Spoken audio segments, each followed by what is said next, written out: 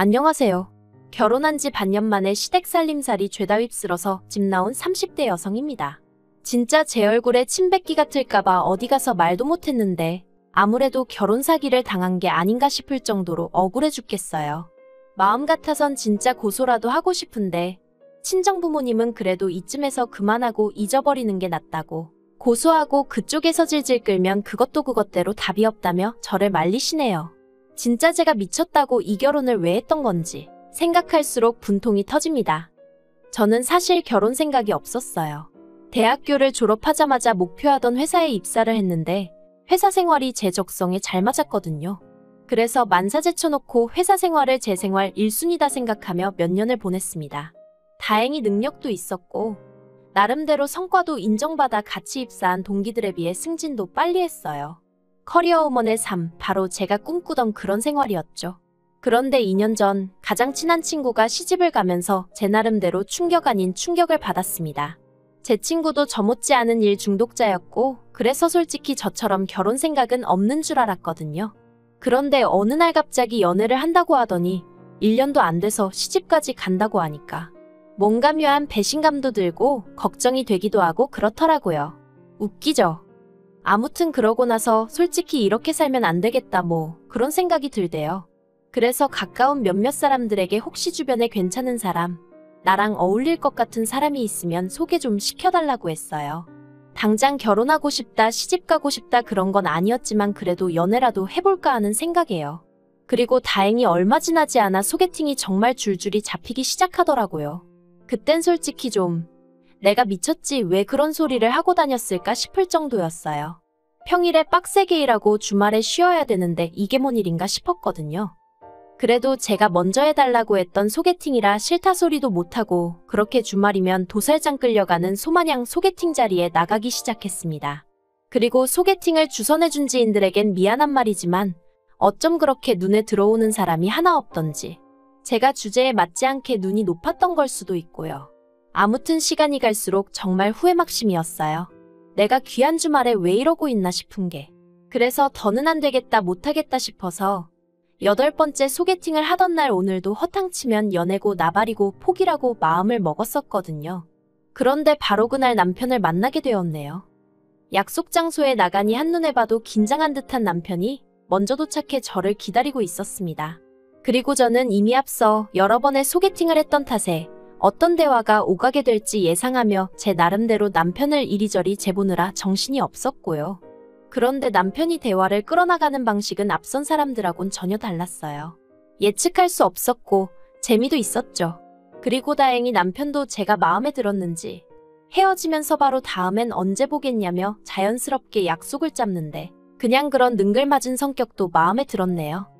이후로 저희는 한 달 가까운 시간 동안 서로를 알아가는 데 집중했어요. 남편은 저보다 2살이 많았고 이미 34이라는 적지 않은 나이였기에 결혼을 전제로 한 연애 상대를 찾고 있다고 했죠. 그리고 지금 돌이켜 생각해보면 제 눈에 콩깍지가 단단히 씌어있긴 했는지 저는 사실 결혼 상대를 찾고 있던 건 아닌데 저도 모르게 저도 그렇다고 했답니다.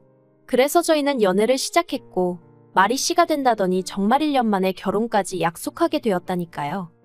그런데 남편에게 프로포즈를 받고 처음 시댁에 인사를 드리러 갔던 날 저는 생각지도 못한 이야기를 듣게 되었습니다. 아버님이 하시는 말씀이 지금 저희가 결혼을 하면 금전적으로는 한 푼도 지원해 주실 수 없다고 하셨거든요. 아버님 말씀으로는 아들이 그러니까 저희 남편이 이렇게 갑자기 결혼하겠다고 나올 줄 몰랐기에 당신이 준비를 해놓을 수가 없었다며 결혼식을 1년 정도 미루던가 아니면 저희 둘이 알아서 신혼집을 마련해라 하셨죠. 그리고 까놓고 저희가 아버님께 돈을 맡겨놓은 것도 아니고 아예 안 해주신다는 것도 아닌데 제가 뭐라고 이러쿵저러쿵 싫다 좋다 소리를 할 수 있었겠어요? 그래서 남편에게 어떻게 하면 좋겠냐, 결혼을 1년 미루는 게 좋겠냐고 물었습니다. 그런데 남편은 그건 절대 싫다고 아주 방방 뛰더라고요. 한시라도 빨리 결혼해서 우리 닮은 아들 딸 하나씩 낳아서 안정적인 가정을 꾸리고 싶다 그런 이유를 대면서요. 그리고 저도 남편과 비슷한 생각이었어요. 조금이라도 젊고 예쁠 때 웨딩드레스도 입고 싶었고 어떻게 들릴지 모르겠지만 학부모들 사이에 제가 제일 나이 많은 엄마가 되고 싶진 않았거든요. 저랑 저희 친정어머니가 그렇듯 저도 제 자녀와 가깝게 지내고 싶었고요. 그래서 결국 남편과 저는 양가의 도움은 받지 않고 서로가 모아둔 돈과 대출을 받아 신혼살림을 꾸리기로 결정을 내렸습니다. 그런데 이 소식을 양가에 전하니 별 말씀 없이 저희의 결정을 존중해 주시겠다 하신 친정부모님과 달리 시부모님께서 노발대발 난리도 아니셨습니다. 젊은 것들이 벌써부터 남의 돈 무서운지 모른다면서 어떻게 대출받을 생각을 하느냐고요. 그리고는 능력이 안 되면 반지하고지하고 그런 데를 알아봐야지 벌써부터 겉멋만 들어서 남들 하는 건 다 하고 살려고 그러냐. 솔직히 시부모님 말씀이 아예 틀린 것은 아니었지만 그래도 서운하고 섭섭하대요. 아무튼 시부모님께선 크게 화를 내시며 대출을 받으면 부모 자식 간의 연은 끊는 거라고 엄포를 놓으셨고 남편은 남편대로 그럼 어떡하라는 거냐며 속상해하고 그러다 나온 이야기가 합가였어요. 결혼 이야기가 막 오가기 시작했을 무렵 남편이랑 이런저런 이야기를 나누다 부모님들은 어떤 분들이냐 뭐 그런 이야기를 나눈 적이 있어요. 그리고 그때 남편이 말하길 자기는 시부모님 특히나 아버님과 사이가 좋은 편이 아니라고 했습니다. 어려서부터 아버님이 워낙 엄하게 남편을 대하셔서 아버님이 늘 무서웠다고요. 그리고 아버님은 걸핏하면 성적을 이유로 남편을 때리고 때때론 집에서 내쫓기까지 하셨답니다. 내가 너까지 것 때문에 얼마나 희생을 하는 줄 아냐? 내가 어떤 고생을 해서 돈을 버는데 그 돈으로 이까짓 거밖에 못하냐? 어린아들을 상대로 온갖 막말을 퍼부으셨던 거죠. 게다가 어머님이 평생 전업주부셨기에 금전적인 부분에 있어서는 아버님께 전적으로 의지하시던 상황이었고 그렇다 보니 어머님도 아버님으로부터 어린 남편을 지켜주지 못하셨다대요. 그리고 그때 생긴 마음의 상처는 어른이 돼서도 쉽게 사라지지 않는다며 자긴 나중에 애 낳으면 말 한마디 한마디 조심해서 할 거라 했는데 그런 남편의 속을 모르시는 건지 시부모님이 합가 얘기를 꺼내셨으니 좀 황당했죠. 그런데 더 황당한 건 남편이 그 합가제 안에 솔깃한 눈치였다는 거예요. 사실 시부모님께서 내거신 조건은 아주 나쁘진 않았어요. 3년 동안 합가를 하는데 생활비는 받지 않겠다. 몸만 들어오면 된다. 이거저거 돈 나갈 일도 없을 거고 그러니 알뜰살뜰 돈만 모아서 나가면 될 거다. 솔직히 듣기만 했을 땐 저희로선 전혀 손해볼 게 없는 듯 했죠. 하지만 그럼에도 불구하고 솔직히 저는 내키지 않았어요. 아버님과 남편 사이를 떠나서 저도 나름대로 신혼에 대한 환상이라고 해야 할지 꿈이라고 해야 할지 아무튼 기대하던 바가 있었으니까요. 하지만 시부모님과 남편이 양쪽에서 계속 저를 설득하려 들었고 결국 제가 졌어요. 신혼의 단꿈도 좋지만 현실적인 상황을 모른 척할 수는 없었거든요. 그리고 친정에서도 시댁에서 나름대로 배려를 해주시는 거니 무조건 싫다고만 할 게 아니라고 하셔서 그래서 그래 눈 딱 감고 3년 동안 돈 모아서 나오자는 생각으로 알겠다 했네요. 그래서 저희는 올해 늦은 봄 결혼식을 올렸고 그렇게 부부의 연을 맺었습니다. 시댁에 들어가 살기로 한 이상 남편이 쓰던 가구 중 몇 개만 새 걸로 바꾸고 나머지는 할 게 없었거든요. 그래서 결혼 준비 자체는 그렇게 어렵지도 까다롭지도 않았어요. 그리고 처음 3-4달 동안은 시부모님도 정신적으로 무척이나 잘해주셔서 이 정도면 살만하겠다는 확신이 들었죠.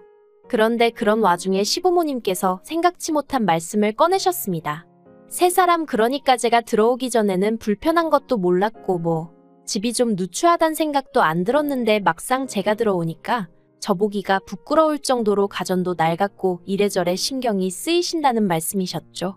그래서 냉장고며 TV며 기존에 쓰시던 가전제품들을 새로 바꿨으면 좋겠다. 그리고 심지어 제 수고를 덜어주시겠다며 세탁기도 바꾸고 건조기도 하나 들여놓으면 좋겠다. 그런데 몇 날 며칠을 했으면 좋겠다고만 말씀하시지 도통 행동에 옮기질 않으셔서 왜 그러시나 했더니 제 이야기를 들으신 친정어머니가 하시는 말씀이 저더러 맹추라며 말 뜻을 모르겠냐 너더러 바꾸라는 거다 그러시는 거예요. 순간망치로 머리를 한 대 맞은 듯 얼떨떨하더라니까요. 그리고 얼마 지나지 않아 어쨌든 그 당시까진 시부모님이 저에게 무척이나 잘해주셨고 친정어머니도 그 사실을 알고 계셨기 때문인지 친정어머니께선 2천만 원을 줄 테니 그 돈으로 가전제품을 바꾸라셨습니다. 사실관리비나 이런저런 공과금을 제외하고 저희가 지출하는 돈이라곤 가끔씩 장 보러 가면 그때 5에서 10만 원 정도 쓰는 게 전부였다 보니 해드릴까 싶은 마음이 들긴 하더라고요. 그리고 저도 어차피 같이 쓸 거고 그 정도 하면 나름대로 시댁에서 제 체면이 설 것 같기도 했죠. 그래서 친정어머니께 받은 돈으로 시부모님이 원하시는 냉장고, TV, 세탁기, 건조기 등등을 장만했네요. 그런데 위에 나열한 제품들이 집에 배달되고 한 달도 되지 않아 아버님이 저희더러 나가라셨습니다. 저희가 싸가지가 없어서 같이 못 살겠다면서요. 그리고 그 싸가지 없다는 말의 이유가 저희가 둘 다 회사 일로 바빠 결혼식 직후 바로 신혼여행을 떠나지는 못했었거든요. 그러다 이제 좀 상황이 정리가 되어서 뉴욕 여행을 계획했는데 시부모님 특히나 아버님께서 계속 딴지를 거셨습니다. 그런데 가서 뭘 먹으려고 그러냐, 거기 치안이 어떻냐, 볼 때마다 이건 뭐 가지 말라는 건지 싫은 소리를 해대시니 결국 듣다 못한 남편이 아버님더러 저희가 알아서 하겠다고 한마디 했거든요. 그랬더니 아버님께서 말이라도 지부모한테 같이 가자 소리를 안 했다고, 그래서 저희가 싸가지가 없는 거라고요. 분명히 신혼여행이라고 말씀까지 드렸는데 그걸 저희가 시부모님한테 같이 가자고 했어야 하는 거라는 게 말이 안 된다 싶었죠. 그런데 이 일로 저희 아버님께서는 영까지 끊자 소리를 하시면서 저희더러 마음에 안 든다고 나가라셨습니다. 하루빨리 짐 싸들고 당신 눈앞에서 꺼지라고요. 처음에는 그래도 아버님을 이해해 보려고 했어요. 그래서 제가 원래 그렇게 곰살맞은 성격이 아님에도 불구하고 아버님께 화푸시라며 애교도 부려보고 그랬거든요. 그런데 아버님이 저를 무슨 투명인간 보듯이 하시고 요즘 말로 정말 개무시를 하고 지나가시는 일이 반복되니까 저라고 기분이 좋을 리가 없었죠. 그래서 제가 어머님께도 도움을 요청했습니다.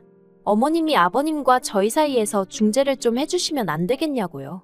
그런데 어머님은 정말 말 그대로 나 몰라라 하시면서 너희가 잘못한 거니 너희가 알아서 해라, 나도 중간에서 불편해 미치겠다는 말씀만 하시더라고요. 그리고 저도 사람인데 계속해서 싫은 소리 듣고 거절당하고 그러니까 소위 빈정이 상하더라고요. 정말 마음이 너무 상해서 내가 왜 이래야 하지 싶었어요. 막말로 내가 잘못한 것도 없는데 왜 아버님 비위를 맞춰드리느라 안 받아도 되는 스트레스를 받아야 하나 싶은 게, 그래서 남편한테 그냥 나가자고 했더니 남편이 제 눈치를 살살 보면서 조금만 기다려보래요. 자기가 아버님한테 싹싹 빌어서라도 여기서 지낼 수 있게 해보겠다고요. 그런데 저는 그렇게까지 아버님 어머님하고 같이 살고 싶진 않았거든요. 이렇게 표현하자니 그렇지만 그거 돈 몇 푼 모으자고 매번 별것도 아닌 일로 역성 내시고 영끈차 소리 하시는 분들한테 머리 조아려가며 비위 맞춰가며 그렇게 살고 싶지 않았어요. 그래서 남편한테 그럴 필요 없다, 나는 마음 정했다, 아버님 말씀대로 나가 살겠다 했습니다. 그랬더니 남편이 저더러 가족끼리 같이 살다 보면 큰 소리도 좀 날 수도 있고 그런 거지, 저도 며느리가 돼서는 대번에 나가겠다 하는 게 말이 되냐면서 자기는 평생 이거보다 더한 소리도 듣고 살았는데 저는 겨우 한 번이고 처음이지 않냐고, 근데 그걸 못 견디냐는 거예요. 많이 황당했어요. 막말로 자기야 아버님 자식이니까 피할래야 피할 수가 없어서 그렇게 당하고 살았는진 몰라도 저는 제가 왜요? 제가 왜 그런 수모를 겪으며 살아야 하냐는 거죠. 그래서 남편더러 평생 당하고 산 당신이나 앞으로도 계속 참으면서 살던지 하라고, 나는 그렇게는 못 산다 했습니다.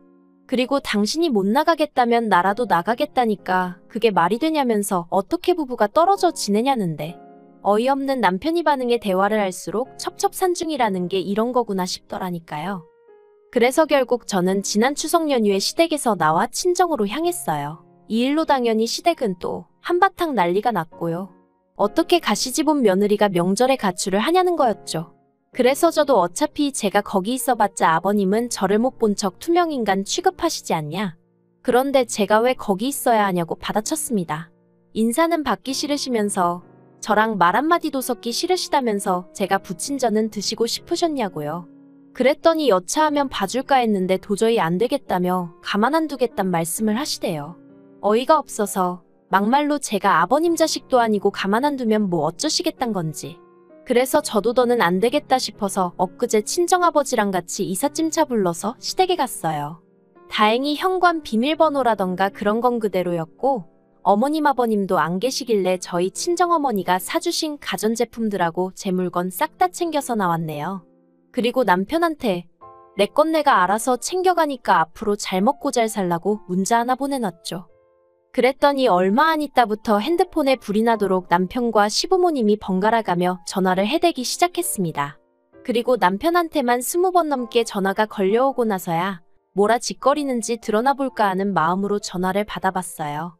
그랬더니 남편이 이게 다 무슨 상황이냐면서 아무리 그래도 그렇지 그걸 다 가져가면 어떡하냐고 그럼 당장 자기 부모님은 어떻게 생활을 하시라는 거냐며 자기가 상황을 해결하겠다 하지 않았냐 그걸 못 믿고 이렇게 일을 키우냐 하는데 해결은 무슨 아버님이 이제나 저제나 눈길 한번 주시려나 하고 몸살이며 얹혀 사는 게 해결이냐고 쏘아붙였어요. 그리고는 나는 당신처럼 아버님의 밑도 끝도 없는 막말 못 들어드린다고 그런 분인 줄 알았으면 합가는 애시당초 하지도 않았다고 소리를 질렀죠. 그런데 남편 뒤쪽으로 아버님 목소리가 들려왔습니다. 전화 가는 건 상관없지만 물건들은 제자리에 돌려놓으라면서 그래서 그건 어디까지나 어머님 아버님하고 제가 같이 산다는 조건으로 제가 산 거지. 어머님 아버님 쓰시라고 사드린 거 아니니 김칫국 그만 드시라고 체하신다고 받아쳐버렸어요. 막말로 저희 친정부모님이 돈이 썩어나서 그 돈으로 시댁 물건들 바꿔주신 거 아니거든요. 저한테 잘해주신다 하니까 고마운 마음에 해주신 거지. 정말 어이가 없더라니까요. 그리고 오늘 지금 이 순간에도 남편에게선 계속해서 연락이 오고 있어요. 이제라도 정신 차리고 빨리 들어오라며 아버님도 많이 후회하시는 눈치라면서요. 하지만 전 그 말 안 믿어요. 후회하신다는 건 아마 제가 친정아버지와 시댁을 찾았던 그 시간에 집을 비우신 걸 후회하시는 거겠죠. 지금도 저희 시부모님은 보나마나 당신들 물건을 제가 훔쳐갔다고 생각하고 계실 거예요.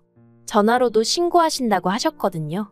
그런데 제가 제 돈 주고 샀고 영수증도 제 손에 있는데 그게 왜 도난이라는 건지 뭐 경찰한테 전화 한 통 걸려오지도 않네요. 저도 이래저래 벼르고 있어서 경찰한테 전화 한번 오면 좋겠는데 말이에요. 아무튼 결혼한 지 반년 만에 참으로 남사스럽게 이게 무슨 일인가 싶어요. 이혼이야 뭐 그놈의 청약 덕분에 혼인신고를 안 해서 그냥 일이 돌아서니 남남이 되어버려 다행이다 싶기도 하고 진짜 퍼붓고 싶은 말이 산더미인데 경황이 없어서 다 못하고 나온 게 한스러울 뿐입니다. 똥이 무서워서 피하는 게 아니라 더러워서 피한다는 말 정말 딱 제 기분이라니까요.